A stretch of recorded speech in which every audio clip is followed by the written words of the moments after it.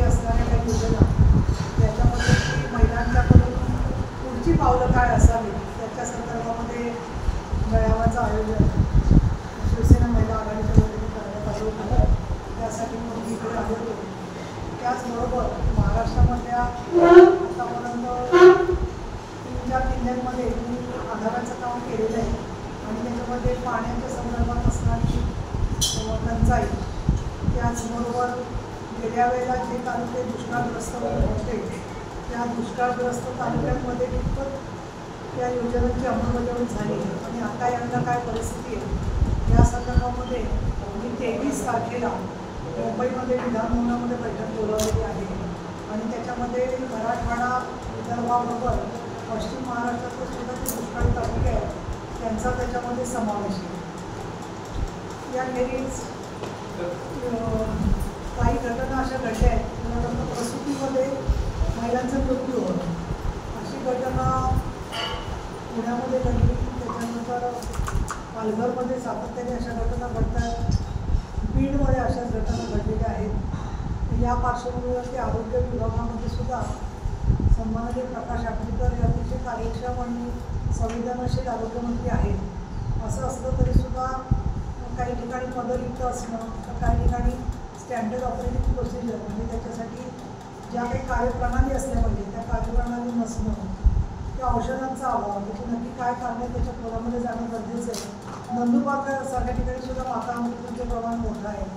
या पार्श्वभूमीवरती पूर्वी मी सरकारकडे कशी योजना सुचवलेली होती की ज्या महिलांना हॉस्पिटलमध्ये पोहोचणं हे अवघड आहे, त्या दुर्गम भागामध्ये ज्या राहत आहेत तिथून सातत्याने वस्ती किंवा अशी पोचणं शक्य नाही आहे, तर तिथे त्यांची जी ड्यू डेट असते प्रसूतीची तारीख समजा त्याच्या आधी 8 दिवस तालुक्याच्या ठिकाणी किंवा जिथे रुग्णालय तिथे त्यांची राहायची व्यवस्था करावी आणि तसे निवारा कक्ष आरोग्य विभागाने सांगितलं तर आम्ही सुरू केलेले आहे. पण प्रत्यक्षामध्ये त्याची अंमलबजावणी कधी झाली नाही असं दिसतं आहे आणि म्हणून त्यासुद्धा निवारा कक्षांचं काय झालं, विशेषतः आदिवासी भागात आणि जिथे महिलांना पोचणं अवघड आहे तर वेळेवरती त्या तिथे राहत असतील तर त्यांच्या छोटी मुलं वगैरे असतील तर त्यांच्या कुटुंबियांसह व्यवस्था करावी असं देखील मी सुचवलेलं होतं. या सगळ्या पार्श्वभूमीवरती सांगलीमध्ये आज आल्या सकाळी एका दुसऱ्या बातमी माझ्याकडे मध्ये लक्ष दिलं आणि ते म्हणजे धर्मादाय आयुक्तांना महिला बचत गटांच्या नोंदणी करण्यासाठी आयुक्तांनी 40,000 रुपये लाच घेतली. समाज कल्याण बचत गटांच्या सहाय्यक आयुक्त. तर या सगळ्या मुद्द्यांच्यावरती महिलांच्या मध्ये अधिक जागरूकता म्हणजे झाली पाहिजे. त्या स्वतःमध्ये जागरूक आहेत म्हणूनच ते समोर आलेलं आहे. तर आपल्याला स्वच्छ आणि निरपेक्ष कारभार अपेक्षित आहे आणि त्या दृष्टिकोनातून विधान परिषदेचे उपसभापती म्हणून शिवसेना नेता म्हणून या सगळ्या बाबतीमध्ये आढावा घेण्याचं माझं काम चाललेलं आहे. आढावा मी स्वतः प्रत्यक्ष भेट घेऊन नुकतंच खडवली गाव आहे कल्याणच्या जवळ, तिथे अनधिकृत बाल आश्रमामध्ये 29 मुलामुलींचं लैंगिक शोषण झाल्याचं आणि मारहाण त्याच्या झाल्याचं निदर्शन आलं. तिथे मी जाऊन पाहणी केली होती. या सगळ्या कामांच्यामध्ये सहभागी होत असताना नवीन म्हणता येणार एकजूनच आमचे सहकारी परत इथे शिवसेनेच्या मध्ये सहभागी होत आहेत आणि माननीय एकनाथजी शिंदे यांच्या नेतृत्वाखाली काम करण्याचा निर्णय घेत आहे. त्याच्यामध्ये नुकताच श्री भजन इथे प्रवेश आमच्याकडे घेतलेले आहे आणि ते काम पण सुरू झालेलं आहे. त्या दृष्टिकोनातून आज सांगलीमध्ये आले होते. लवकरच एक 8 दिवसामध्ये परत मी कोल्हापूर, सातारा, सिंधुदुर्ग आणि सांगली ते खाली अधिकाऱ्यांच्यासोबत बैठकसुद्धा घेणार आहे. आपल्याला काही प्रश्न विचारायचे असेल तर विचारा. मी आपला अधिक वर्षाचा परिचय आहे आणि वैधानिक पदावर असल्यामुळे त्याच्या चौकटीमध्ये मी उत्तर साधारणपणे देते आणि तुम्ही त्या संदर्भात आम्ही नेहमी सहकार्य केलेले विचारायचं असेल. आता तुम्ही म्हणाल महिला अत्याचार होतात, पुण्याचं प्रकरण विनाथ मंगेशकर हॉस्पिटलचं, त्यालाच तुमच्या सरकारनं आज क्लीन चिट दिली आहे. डॉक्टर गैसास आणि विनाथ मंगेशकर तर काय हॉस्पिटलचं काही चूक नाही असं सरकारचं म्हणणं. असं ते अहवाल चारी काय आहे ते आरोग्य विभागाकडे जातील आणि मग आरोग्यमंत्री आणि सरकार त्याच्यावरती तपशीलवार लक्ष देईल. खरं तर हे जे अहवाल असतात ते अहवाल जोपर्यंत सरकारच्या डोमेनमध्ये सार्वजनिक होत नाही तोपर्यंत कोणीही त्याच्यावरती निष्कर्ष काढणं हे योग्य होणार नाही असं मला वाटतं. कारण त्याच्यामध्ये बरीच गुंतागुंत आहे. वेगवेगळ्या हॉस्पिटलमध्ये त्या भगिनी जाऊन आलेल्या होत्या. त्यामुळे त्या संदर्भातल्या ऐकीव बातमीवरून म्हणजे मी भाष्य करणं योग्य होणार नाही, पण अंतिम निर्णय सरकारची समिती घेईल. सांगली जिल्ह्यात महिला अत्याचाराच्या घटनांचा CR वाढतोय, सातत्याने वाढतोय. तशा तुम्ही काही आढावा घेऊन पोलीस दलाला काही सूचना दिल्यात का? मी महाराष्ट्रामध्येच पोलीस महानिरीक्षक श्री पडवळ म्हणून आहे की ज्यांच्याकडे सगळा क्राईमचा अहवाल आहे.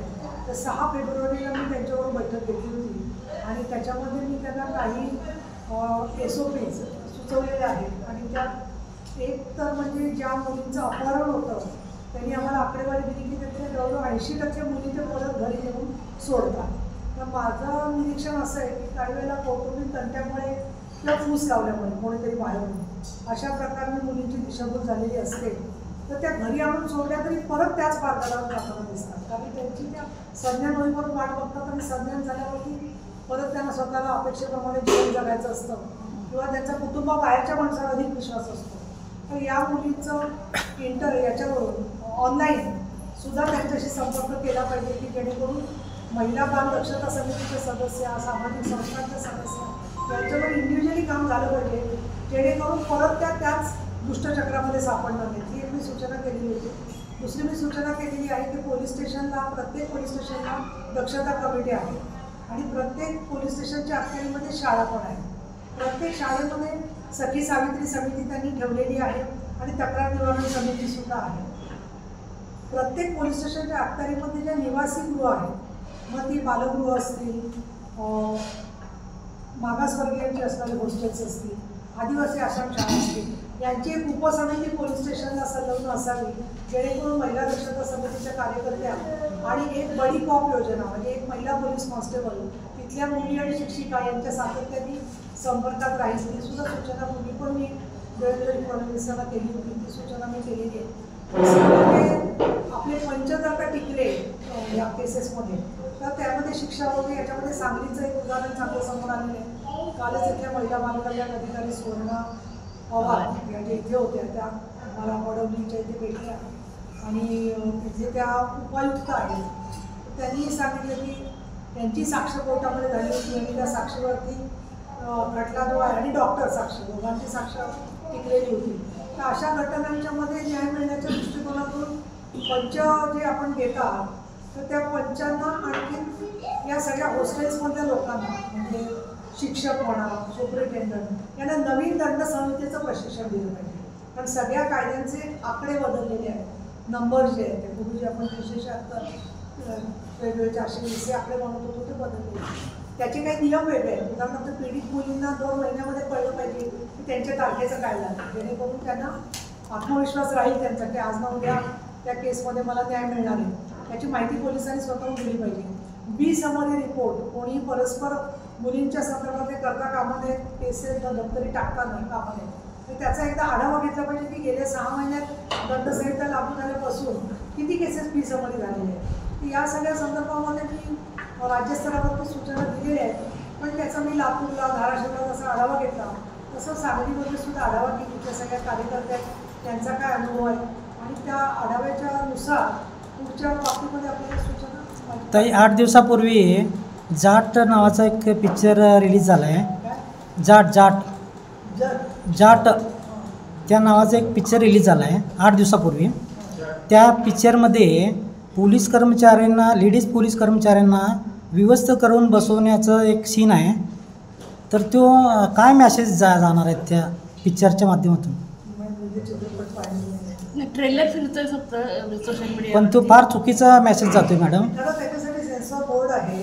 मी एवढं सांगू शकते की सेन्सॉर बोर्डावर मी स्वतः काम केलेलं आहे आणि सेन्सॉर बोर्डाने जर का त्याच्यामध्ये एखादी गोष्ट त्यांना चुकीची वाटली तर ते त्यामध्ये निर्णय घेऊ शकतात. त्यामुळे तो सेन्सॉर जर का झाला नसेल तर तो सेन्सॉर करायचा किंवा कसं काही वेळेला पण